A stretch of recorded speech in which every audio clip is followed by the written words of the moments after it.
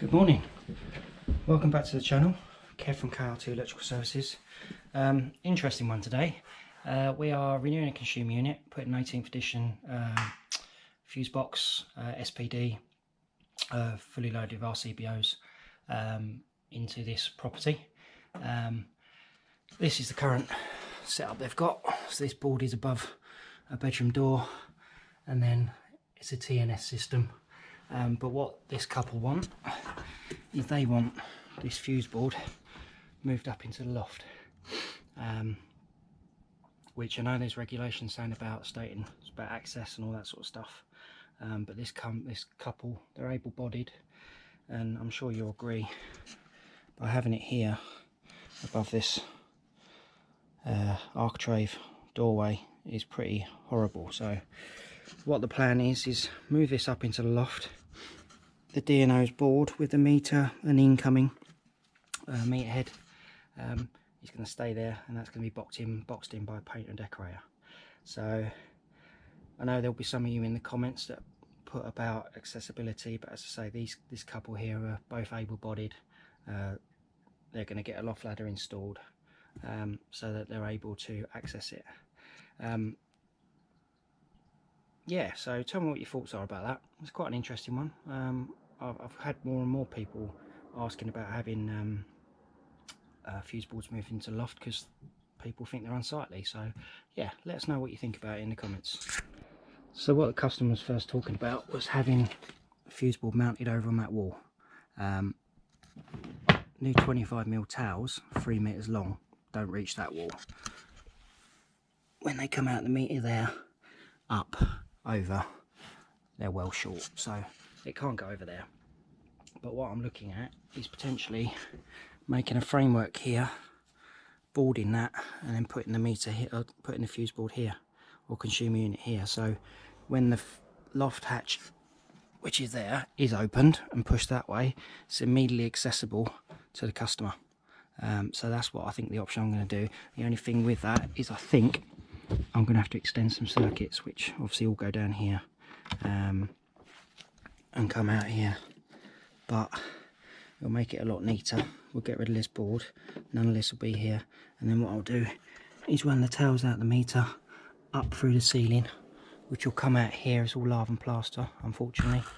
Bit of trunking along attached to here, this, and then up into the board. So that's the plan. So yeah, as I say, this is well overdue. I think last inspection, or sorry, next inspection was 2000, last inspection 95, so I don't know if it's been done since then. There's only 6 circuits, no RCD, and as I say, a TNS system. So what we're going to do is upgrade the towels. The earthing is already 16mm anyway, so that's fine. We'll upgrade the earth, or sorry, extend the earth to there. Probably put an MET on this backboard here, a new MET there, and then have the new earth coming out, and then the bonding, which is there, looks like 10mm, we'll go to that as well. So that's the plan. So let me get set up. I've already cut a bit of board away, as you can see, using my rip saw. Already cut a bit of board up to get access to these circuits, and what I'll have to do is probably extend these in a in junction boxes if they don't reach the new fuse board. So we'll get set up and see where we go from here. So as you can see, we are using CP fuse box SPD board. This is one of the older ones now because there's a double module for the SPD, but these days they just have single modules. So this one is the F1010MX, which is the first generation, I think. So but yeah, that's going to go up there.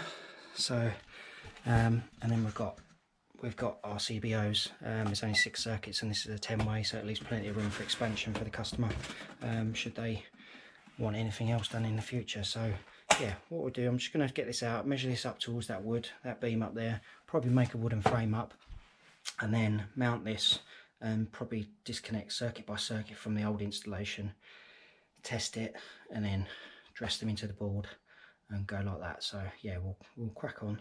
I'm going to measure this up and then see how it fits. So what I'm thinking is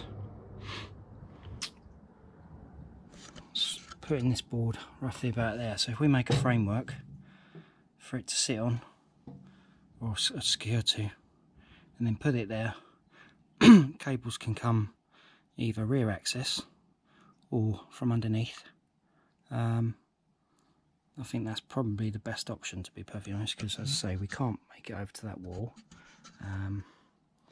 and yeah, they want it up here, so I think that's probably the best choice really. So what I'll do is I'll get some timber. I brought some timber with me because I thought it might be a problem. Do some measuring, make up a frame, and then we'll go from there.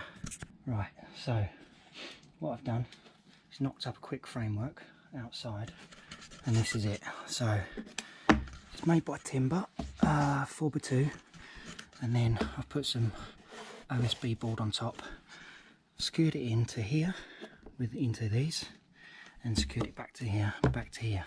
So the idea is the board will sit there like that, which is going to leave sufficient room underneath here for the cables to come up inside, and I think I'll bring the tails in over here through this, for one of the whisker glands. But yeah, that's the plan. So that's what I've done so far. Let me get that out of the way. This board is not going anywhere because it's secured to this roofing joist, secured in down here. Yeah, it's not going anywhere. So what I'll do is I'll get the board mounted, do the knocks on and knockouts out the bottom of that board, and the whisker gland, get the board mounted, and then what I think I'll probably start doing is disconnecting some of these these circuits one by one, go around, test them to make sure they're all okay, and then feed them into the board. And yeah, dress them in then, and then once they're all tested and stuff, we can connect everything up and power up. Alright, so what I've done, knocked 3 knockouts out the bottom where my circuits are going to go in.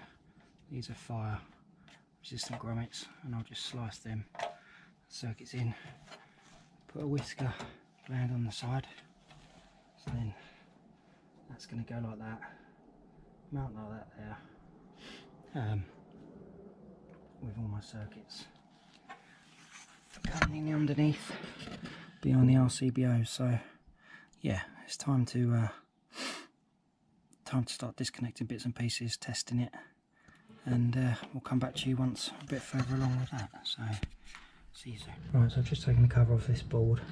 This is what we've got. So we've got 1 6mm, which must be for a cooker, ring circuit, sockets, 20 amp radial, then we've got a 16 amp with two 5s in it, and then 2 lighting circuits up and down. So what I'm going to start doing is disconnecting these one by one, testing them, and then once they're tested, if I need to extend them, bring them round up into the fuse board, the new fuse consumer unit via these 3 grommets, and then yeah, we'll have everything in there, and then we'll start dressing them all, putting all the dim rail back in, and then yeah, swapping over.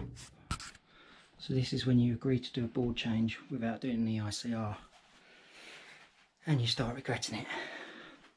So, oh, phone's ringing. Bear with me.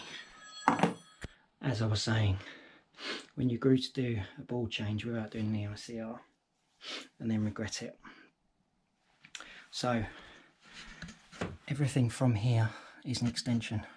Bedroom I'm in, and part of the bathroom, which is that door there, it's part of an extension, and the kitchen and a dining room downstairs, the extension as well. So yeah, testing some circuits. First find, cable just hanging up there, just hanging. Then I rummage around, find this, which is live, or was live. That goes through the wall behind here, you can't see it, but down here goes through into the bathroom underneath the floor, I suspect. Just hanging. And then I thought I'd get up in this loft for this extension and see if I could trace the cables. And then I see all of that. and all of that, and all of that. And now I'm thinking to myself,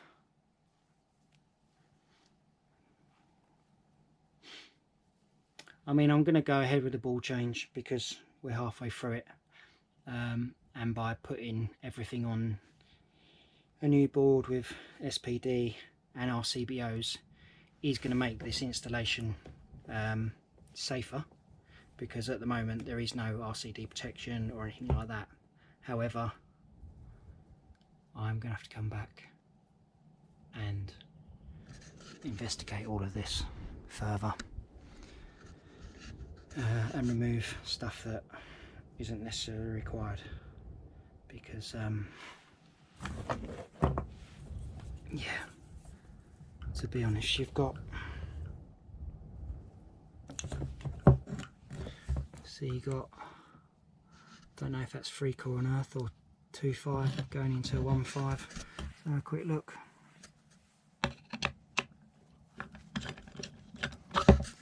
This is the problem with people. So speaking to the customer, the client, they've lived here for 2 years pretty much on the dot, and this extension was built, and they think the electrics were done by the people that previously lived here, so DIY electrics. And this is pretty much obvious looking at all this. So that's a bit of 2.5 goes into 1.5, which, and there's another 1.5 coming up, which also goes into that junction box there. Do they feed them switches?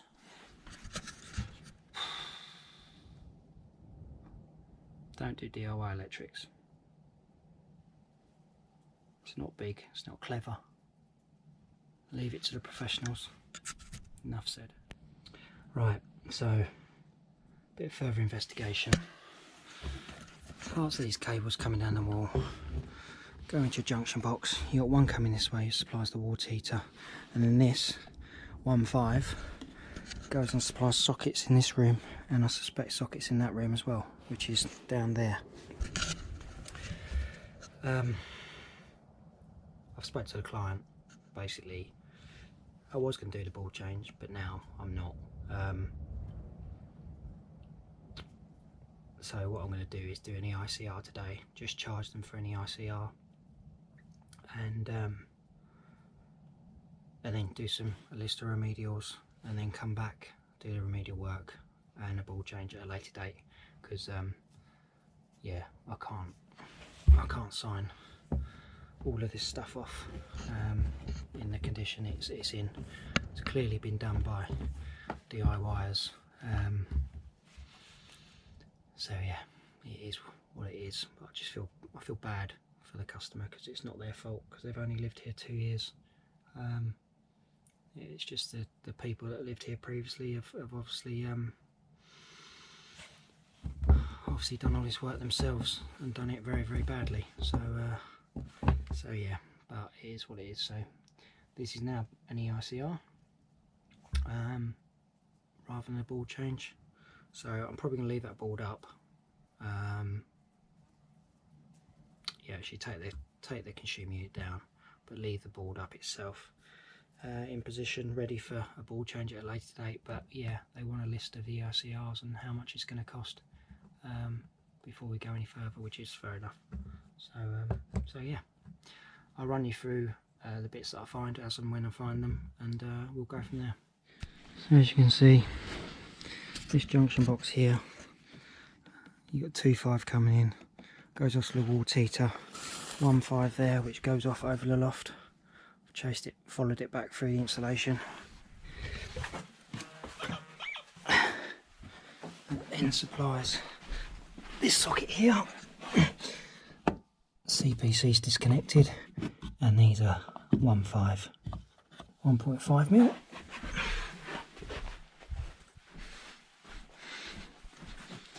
This one over here, 1.5 mil.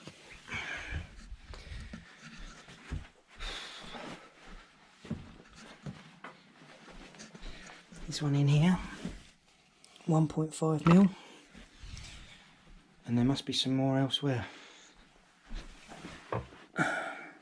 somewhere. But yeah, so got 13 amp sockets supplied in 1.5 mil cable. Right, so today in this installation, a bit like today's weather, started out bright, looked like it was going to be a nice day, and then turned wet and windy and very turbulent. So